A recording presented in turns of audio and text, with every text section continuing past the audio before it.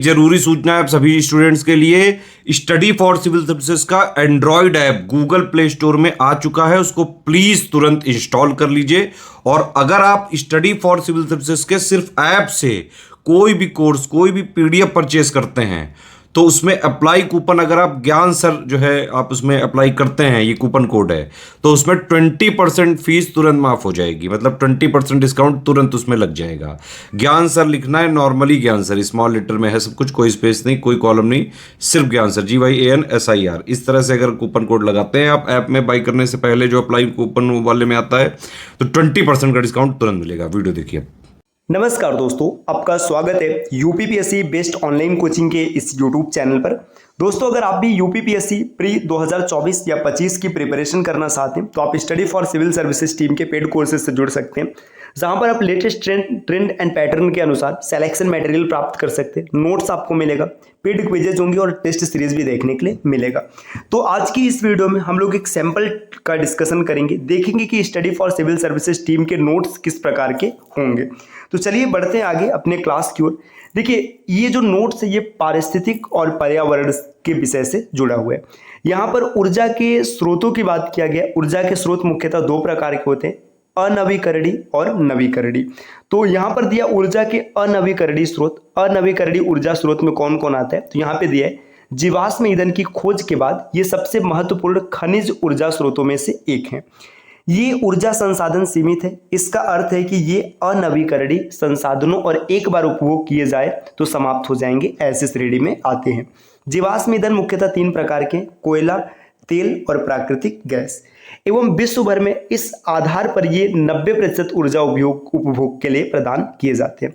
तो देखिए, यहाँ पे जीवाश्म ईंधन के बारे में बताया गया। तेल, कोयला और प्राकृतिक गैस ये जीवाश्म ईंधन है जो ऊर्जा स्रोत के महत्वपूर्ण घटक है, साथ ही अनवीकरणीय है। यहाँ पर जीवाश्म ईंधन की बात किया जा रहा है। जीवाश्म ईंधन पौधों द्वारा सौर ऊर्जा संग्रहित करके पिछले भूवैज्ञानिक समय के दौरान निर्मित हुए। कोयला, पेट्रोलियम और प्राकृतिक गैस को जीवाश्म ईंधन कहा जाता है। ये उन प्रागैतिहासिक काल में पाए जाने वाले पौधों, जंतुओं और सूक्ष्मजीवी प्राणियों के अवशेष हैं जो लाखों वर्ष पूर्व इस पृथ्वी पर पाए जाते थे। देखिए, लाखों वर्ष पूर्व जो जीव जंतु थे वो पृथ्वी के नीचे दब गए और धीरे धीरे जीवाश्म ईंधन में परिवर्तित हो गए। यहाँ पर कोयला के बारे में दिया। देखिए, कोयला 4 प्रकार का होता है। पहला है एंथ्रासाइट कोयला, जिसमें कार्बन की मात्रा 85 से 90% होता है।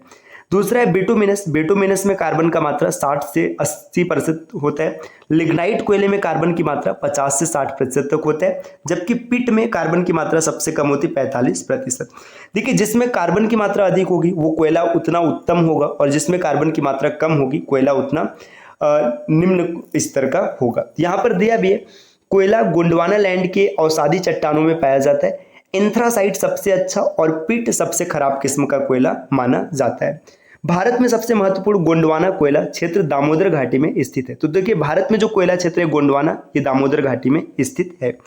दामोदर, सोन, महानदी और गोदावरी की घाटियों में 97% से अधिक कोयला भंडार पाए जाते हैं। वे झारखंड, बंगाल कोयला बेल्ट में स्थित हैं, और इस क्षेत्र में महत्वपूर्ण कोयला क्षेत्र रानीगंज, झरिया, बोकारो, गिरिडीह और करणपुरा है। तो देखिए, कोयला क्षेत्र भारत में मुख्य रूप से झारखंड, पश्चिम बंगाल में पाया जाता है। यहाँ पे क्षेत्रों के नाम भी बताए गए हैं। भारत में लगभग 80% कोयला भंडार बिटुमिनस प्रकार का है। मतलब भारत में सबसे ज्यादा कोयला बिटुमिनस प्रकार का होता है, और गैर कोयला श्रेणी के हैं। झारखंड में भारत के कोयले का सबसे बड़ा भंडार है, इसके बाद उड़ीसा और छत्तीसगढ़ का नंबर आता है। आगे दिया है प्राकृतिक पेट्रोलियम एवं या खनिज तेल। पेट्रोलियम या कच्चा तेल एक गाढ़ा गहरे रंग का तरल होता है, जिसमें हजारों दमनकारी हाइड्रोकार्बनों के मिश्रण के साथ साथ थोड़ी मात्रा में सल्फर, ऑक्सीजन और नाइट्रोजन की अशुद्धियां मिली रहती हैं। इस तेल को पारंपरिक तेल या हल्के तेल के नाम से भी जाना जाता है। कच्चे तेल एवं प्राकृतिक गैसों के भंडार अक्सर समुद्र की तली, मतलब समुद्र अधः स्थल के नीचे या भूमि पर पृथ्वी की परपटी के साथ पाए जाते हैं।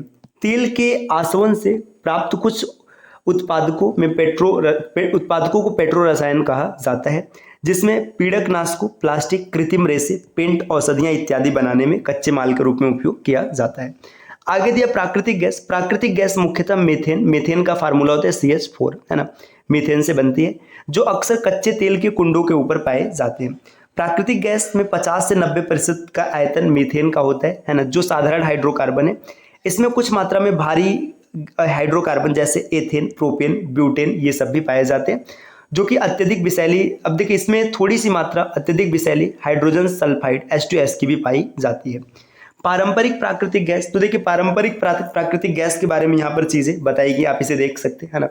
इसके बाद दिया देखिए गैर पारंपरिक प्राकृतिक गैस, ये भी आप यहाँ से पढ़ सकते हैं। देखिए यहाँ से आप एलपीजी का फुल फॉर्म जरूर याद रखिएगा। यहाँ पर दिया गया लिक्विड पेट्रोलियम गैस, ये एलपीजी का पूरा नाम होता है ना। यहाँ पर दिया द्रवित पेट्रोलियम गैस या फिर liquid petroleum gas.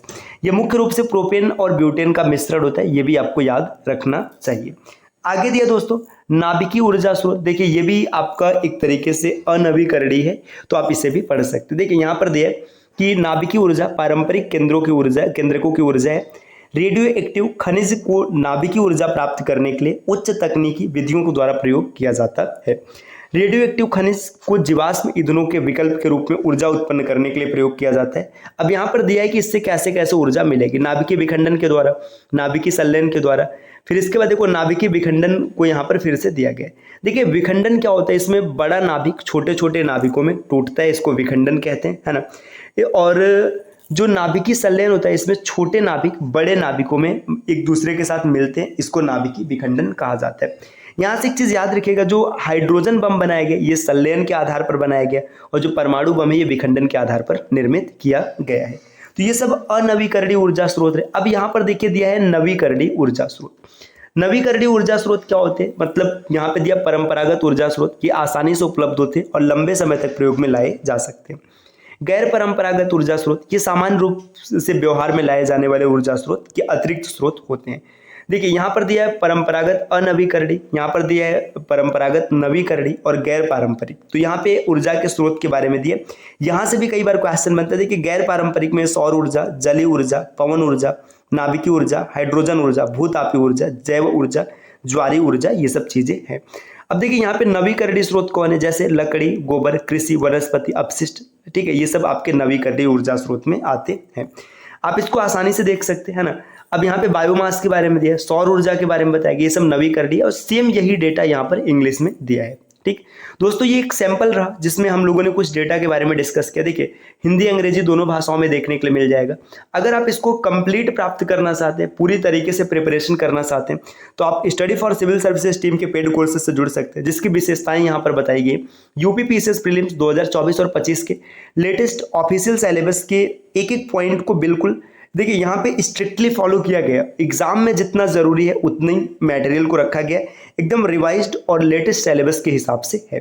Paid quizzes की भरपूर प्रैक्टिस कराई जाएगी, है ना। इसमें पेड क्विजेस आपको देखने के लिए मिलेंगे, और जो भी मतलब ये मोस्ट इंपॉर्टेंट क्वेश्चन है उसके पेड क्विज होंगे। ऐसा नहीं कि मतलब फर्जी कुछ भी डाल दिया जाए, जो इंपॉर्टेंट क्वेश्चन है उसी की सीरीज आपको देखने के लिए मिलेगी।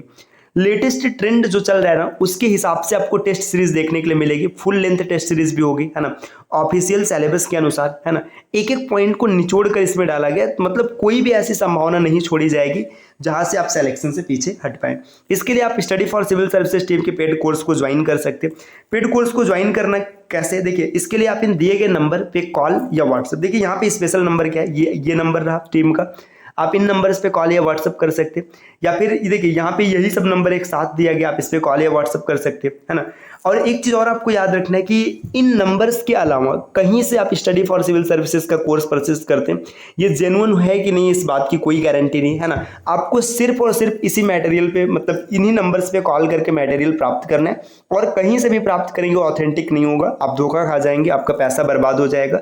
अगर आप सिलेक्शन लेना चाहते हैं, ढंग से पढ़ाई करना चाहते हैं, तो आप इन नंबर्स पे कॉल करके जानकारी प्राप्त कर सकते हैं। इसके अतिरिक्त देखिए ये ज्ञान सर का व्हाट्सएप नंबर है, आप यहाँ से व्हाट्सएप के माध्यम से भी जानकारी प्राप्त कर सकते हैं। इसके अतिरिक्त आप प्ले स्टोर से स्टडी फॉर सिविल सर्विसेज का एप्लीकेशन भी इंस्टॉल कर सकते हैं। एप्लीकेशन के माध्यम से किसी भी कोर्स को परचेज करते समय अगर आप कोड अप्लाई करते हैं ज्ञान सर, तो वहां पर आपको अप टू 50% तक डिस्काउंट देखने के लिए मिल सकता है। दोस्तों ये ऑफर लिमिटेड टाइम के लिए, तो जल्द से जल्द आप कोर्स को परचेज कर लीजिए जिस एग्जाम की प्रिपरेशन करना चाहते हैं। मिलते हैं आपसे नेक्स्ट वीडियो में, तब तक के लिए नमस्कार।